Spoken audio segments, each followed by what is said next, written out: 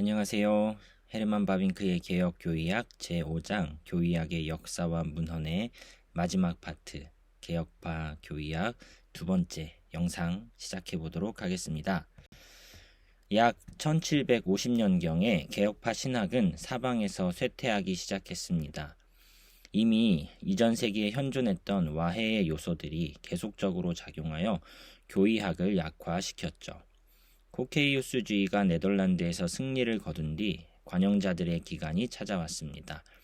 진리의 능력은 부인되었고 사람들은 교회의 신앙 고백에서 성경으로 후퇴하여 독특한 개혁파 교리들, 즉 원죄, 행위언약, 제한속죄 등과 같은 것들을 포기하였습니다. 미적 형태와 성경적이라는 미명하에 온갖 항변파적, 소시누스적 오류들이 등장했죠. 개혁파 종교를 신봉하는 자들은 기껏해야 현존하는 신학을 수용했지만 더 이상 그 가운데 살지 않았고 더 이상 드러내어 말하지도 않았습니다. 옛 교의학은 역사적 연구의 대상이 되었습니다. 열정을 가지고 옛 개혁파 교리를 확고히 붙들었던 소수의 신학자들 가운데 그것을 능숙하게 변호하며 발전시켜 선두를 차지한 신학자들과 저술들은 다음과 같습니다. 알렉산더 콤리의 신앙의 ABC, 구원을 얻는 믿음의 독특한 속성들에 대한 논의, 하이델베르크 교리문답에 대한 확실하고 실제적인 강해, 죄인의 칭의에 대한 논설.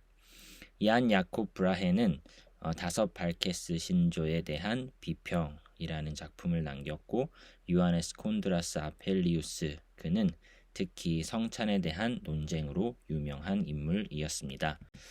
하지만 1770년 이후로 소위 신해석이 점점 더 영향력을 발휘하였습니다. 영국의 이신론, 프랑스의 불신앙, 독일의 합리주의는 네덜란드에서 비옥한 토지를 발견하였습니다. 프랑스 혁명은 개념들에 있어서 하나의 총체적인 전기였습니다.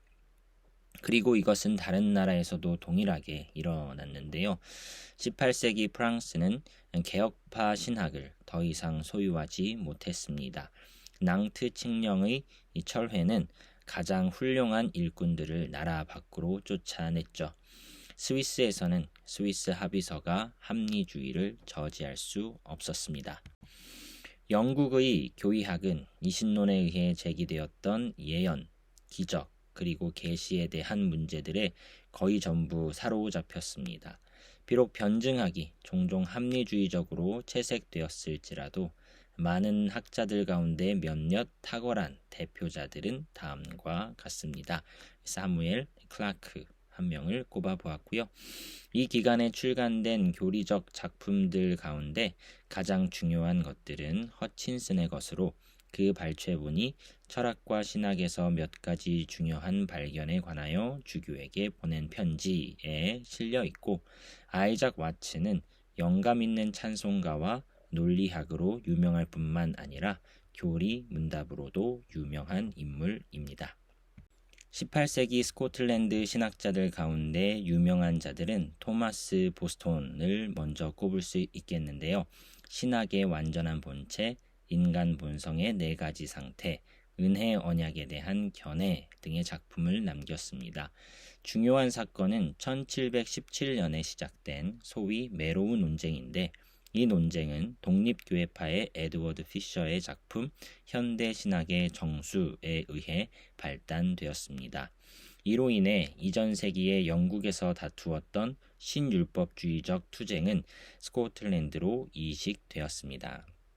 신율법주의는 점차 스코틀랜드 신학과 교회에도 침투하고 심슨, 맥로린 같은 이들에게서 이미 분명하게 드러났던 합리주의의 디딤돌이었습니다. 19세기 초 개혁파 신학은 거의 모든 지역에서 슬픈 사양길로 접어들었습니다. 네덜란드에서 신학은 초자연주의의 형태로 수행되었는데 이러한 초자연주의적 경향은 합리주의가 아니라 합리적이길 원했습니다. 이 경향을 따르는 자들은 계시를 옹호했는데 계시의 필요성, 가능성, 그리고 진리를 다양한 합리적 역사적 근거들 위에서 주장하였습니다. 이러한 경향은 성경적이길 원했으나 반고백적, 반철학적, 반칼빈주의적이었습니다. 이것이 산출한 교의학은 신학에서 이신론적, 인간론에서 펠라기우스적, 기독론에서 윤리적, 교회론에서 협력적, 그리고 종말론에서 행복주의적이었다라고 바빙크는 평가합니다. 이것은 1835년경 북쪽 지역 주들에서 후로닝언 신학에 의해 대체되었습니다. 이 신학은 판허이스터의 소크라테스적 철학의 발자취를 따라 계시와 교리의 개념을 양육의 개념으로 바꾸어 결국 윤리적 요소를 하나님과 인간 사이의 관계에 도입했죠. 이 신학이 약 1850년경 현대 신학의 장을 열지 않을 수 없었습니다. 현대 신학은 옵조우머와 더불어 등장했는데 그는 1846년에 우트레흐트 교수가 되어 존 스튜어트 밀과 오기스트 꽁트의 경험 철학을 종교에 적용했고 그래서 반초자연주의에 이르게 되었습니다. 그리고 아브라함 쿠에네는 구약학 분야에서 진화론의 옹호자로 등장했습니다.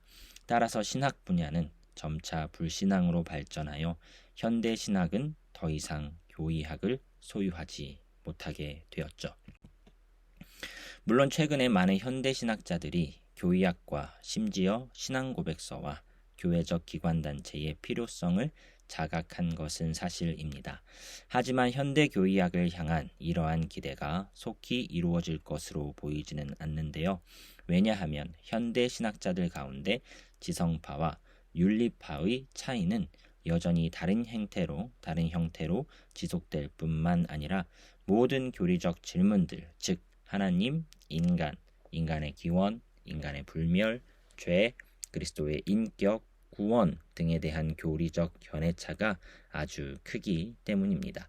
심지어 이미 이전에 그리고 1903년 암스테르담의 개신교주의자 회합에서 더 분명하게 드러난 사실은 많은 젊은이들이 혼합주의 단계에 진입했으며 보편 종교적 입장을 위해 독특한 기독교적 입장을 포기했던 것입니다.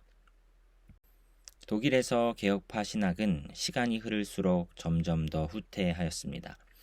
개혁교회는 독일에서 넓은 지역을 정복했었죠. 개혁신학은 하이델베르크, 두이스부르크, 말부르크, 프랑크푸르트, 헤르보른, 브레멘, 할레에서 발전했었습니다. 이러한 상황은 18세기 중반까지 그러한 것이었고요. 계몽주의와 1718년에 유니온이 등장하였고 그 다음 칸트, 슐라이마허 철학의 영향 등 이 모든 요인들이 독일 개혁파 교회와 신학을 완전히 쇠퇴시켰습니다. 현재 독일에는 개혁주의 신앙고백의 토대 위에 선 신학대학 혹은 신학교는 단 하나도 없습니다. 스위스와 프랑스에는 스코틀랜드로부터 이식되었던 부흥을 통한 갱신이 있었습니다. 부흥은 강력한 영적 운동이었으나 원래 비교회적이고 반고백적이었습니다. 부흥은 보편 기독교적 토대 위에 서 있었고 더 나아가 개인주의적이며 당당하고 엄격한 그리고 박애주의적 특성을 지녔습니다. 1822년에서 1823년에 부흥의 영향하에 들어왔던 알렉산더 비네는 다른 생각에서 신학적으로 출발했죠. 그의 신앙과 신학의 핵심 원리는 기독교와 양심의 조화, 완전한 만족이었습니다. 그는 지속적으로 교리와 도덕의 관련, 진리의 윤리적 측면을 가능한 한 강하게 강조했죠. 그러나 훨씬 더 심하게 나아간 것은 그의 제자인 에드몬드 슈어러인데 그는 처음에는 엄격한 정통주의였지만 완전한 불신앙으로 자신의 생애를 마감하였습니다. 개념들의 발전은 정체되지 않았습니다. 다양한 현상들은 새로운 신학이 다가오는 것을 보여주었죠. 파리의 교수인 오기스트 사바티에는 1897년 심리학과 역사에 기초한 종교철학 개요를 출간하였는데요. 이 작품 가운데 사실상 단지 다음에 두 가지 개념이 발전되었습니다. 첫째, 종교의 본질, 이것은 두려움에서 발생하여 믿음, 신뢰, 마음의 복종, 내적 경건으로 구성된다. 이것이 모든 종교의 핵심이며 또한 기독교와 종교개혁의 본질이다라고 보는 것이죠. 구체적으로 이 개념은 신앙의 관념들과 상관없이 오직 믿음만이 확신으로부터 독립된 신앙이며 종교, 즉 기독교와 개신교의 본질이며 그와 같은 것으로서 용서와 영생을 주는 것이라고 발전하였습니다.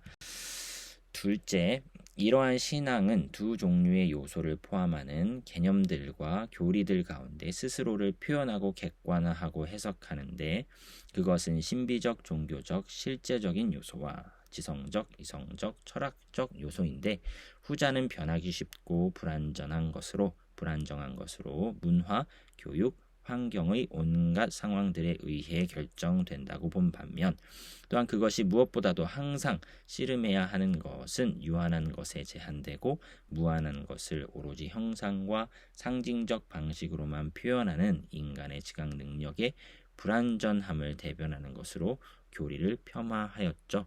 그러므로 교리란 오늘날 우리가 예수와 사도들, 종교개혁자들과 옛날 정통주의자들의 종교적 개념들과 더 이상 동의할 수 없다는 점에서 변하기 쉽고 덧없는 것으로 교리를 폄하합니다. 이러한 두 가지 개념은 파리학파 신학의 상징적 신앙주의라는 이름을 부여했지요. 그러한 개념들이 새로운 것은 아니었을지라도 이 사바티에의 작품은 놀랄만한 성공을 이루었습니다. 하지만 비록 사바티에가 이러한 자신의 새로운 신학으로 합리주의와 정통주의, 학문과 종교가 서로 조화를 이루도록 구체적으로 의도했다 하더라도 그의 이러한 시도는 결코 성공했다고 볼 수 없습니다. 수많은 신학자들이 이러한 조화를 위한 시도에 불만족을 드러냈죠. 필론, 프롬멜, 고데트, 보아, 보보, 베르타우트 등은 그것에 대해 다소 무게 있는 다양한 반대들을 제기했고 중도 입장 혹은 온건 정통주의 입장을 고수하는 사람들이 여전히 있었습니다. 오늘날 우리가 알다시피 감리교파는 종교적인 영국에 그 자국을 남겼는데요. 존 웨슬리는 학문적 신학자는 아니었으나 유능한 설교자로서 복음을 개인화하여 모든 사람을 위한 생사의 문제로 삼았습니다. 그와 조지 휘필드를 통해 등장한 이 감리교파는 1차적으로 39개의 신조의 어떤 조항을 떠난 데 있다는 것이 아니라 기독 종교 진리 전체를 두 가지 요점을 중심으로 집중한 것에 그 의의가 있다라고 바빙크는 평가하는데요. 첫째, 죄책과 은혜에 대한 즉각적인 인식 경험, 즉 개인적 회심이며 둘째, 완전히 새로운 형태의 새로운 삶에 대한 계시에 관한 것으로 그것은 다른 사람의 회심을 추구하며 다양한 아디아포라에 대해 삼가함으로써 다른 속성의 사람이 되어 그리스도의 완전을 이미 현세의 삶에서 완성할 수 있다고 여기는 것입니다. 이러한 일방성은 다양한 교리들이 점차 의문시되고 변경되거나 혹은 부차적 가치를 지닌 것으로 여겨지는 데에 이르렀죠. 감리교파가 성공회와 장로교, 독립교회파와 침례교에 미친 영향은 헤아릴 수 없습니다. 하지만 감리교파는 주로 평범한 백성들에 제한되었죠. 정치, 철학, 문학의 높은 계층에서는 차가운 자유주의가 여전히 지배적이었습니다.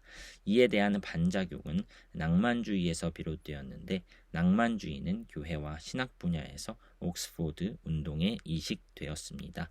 이 운동은 이미 16세기부터 존재했었던 고교회파를 상당히 강화시켰고 성공회의 로마교 교리와 예식을 강력하게 증진시켰습니다.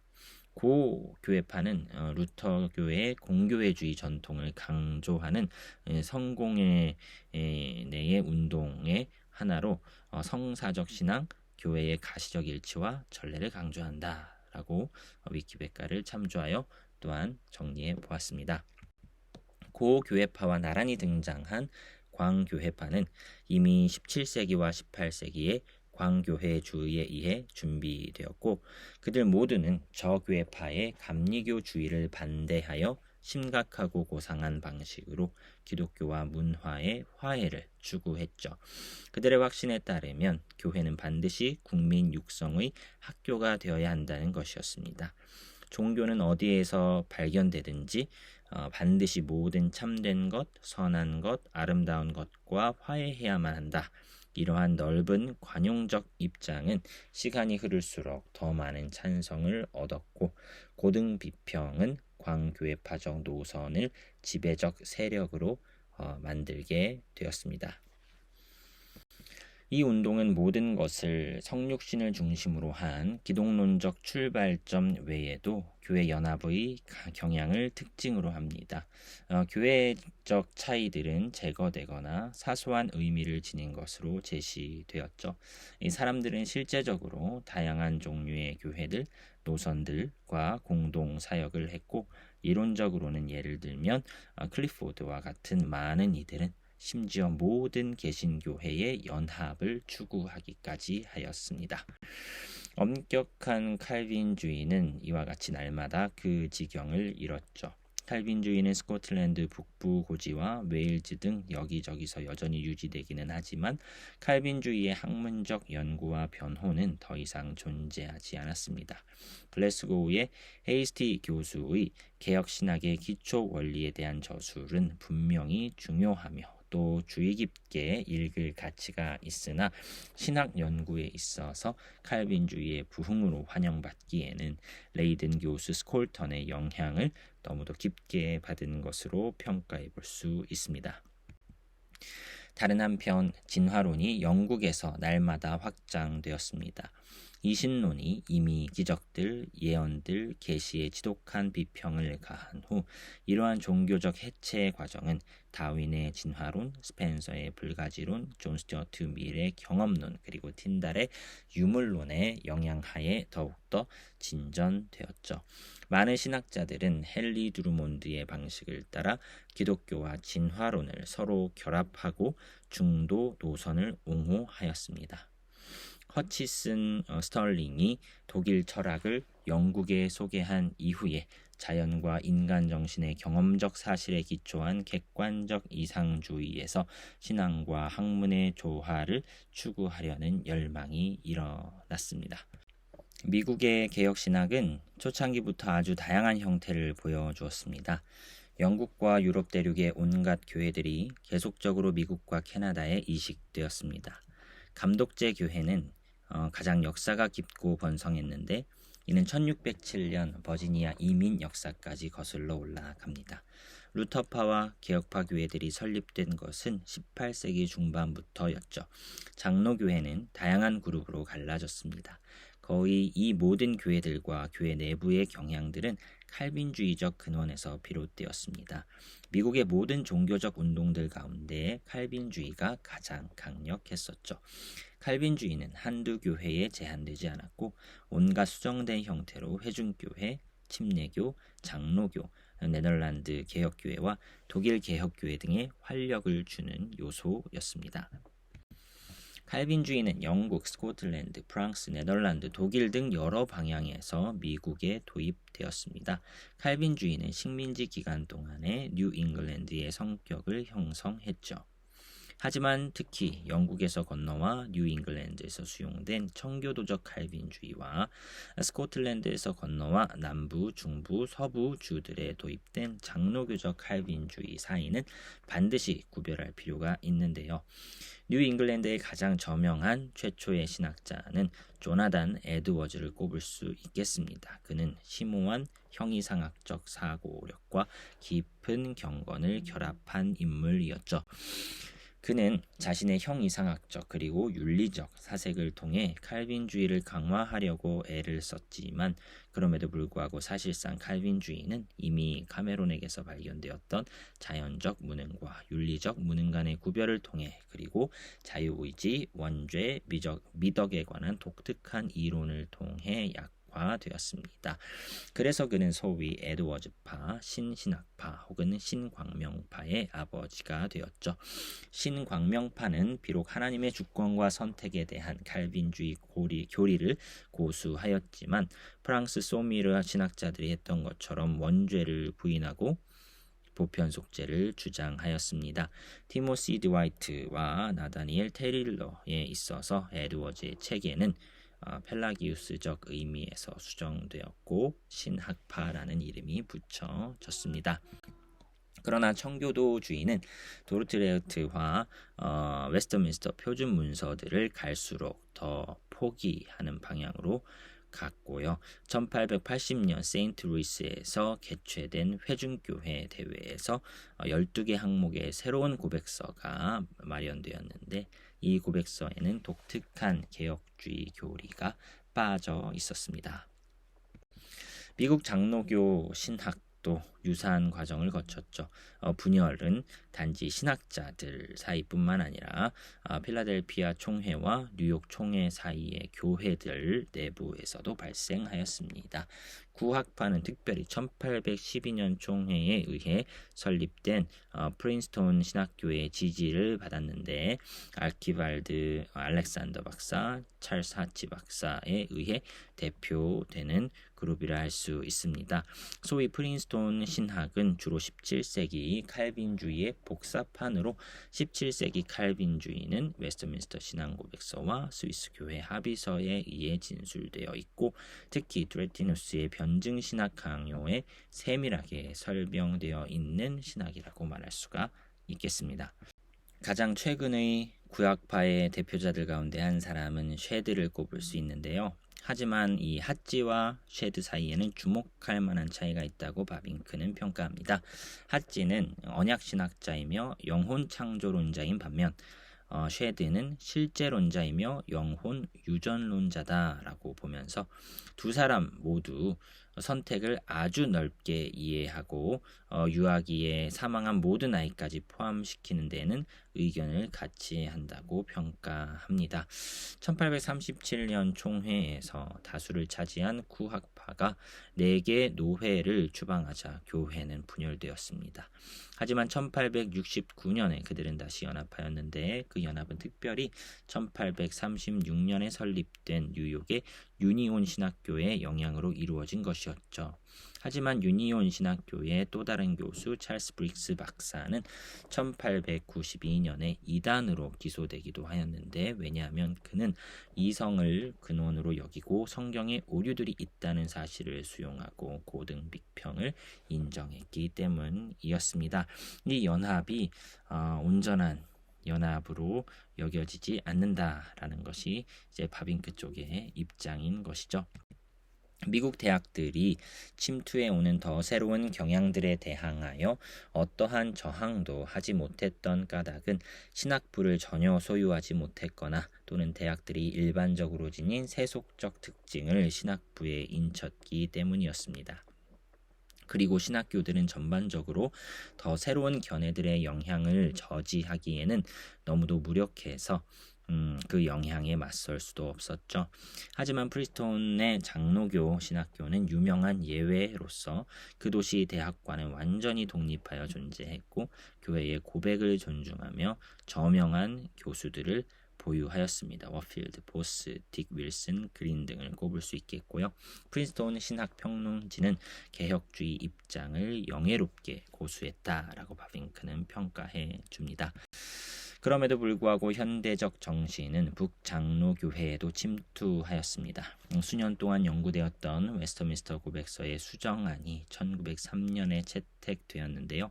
그 목적은 신앙고백서에서 가르치는 제한구원론과 나란히 유아기에 사망한 모든 아이들의 구원에 대한 보편 구원론을 아주 강력하게 드러내는 것이었습니다.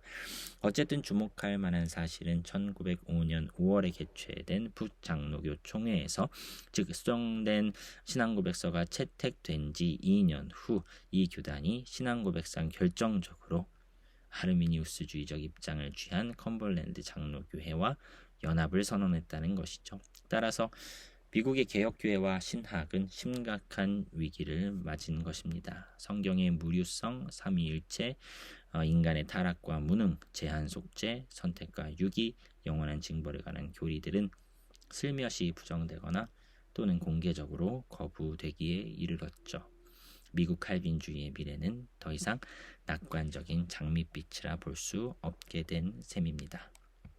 오늘의 결론입니다. 개혁주의 신학은 1700년대부터 쇠퇴하기 시작하였습니다.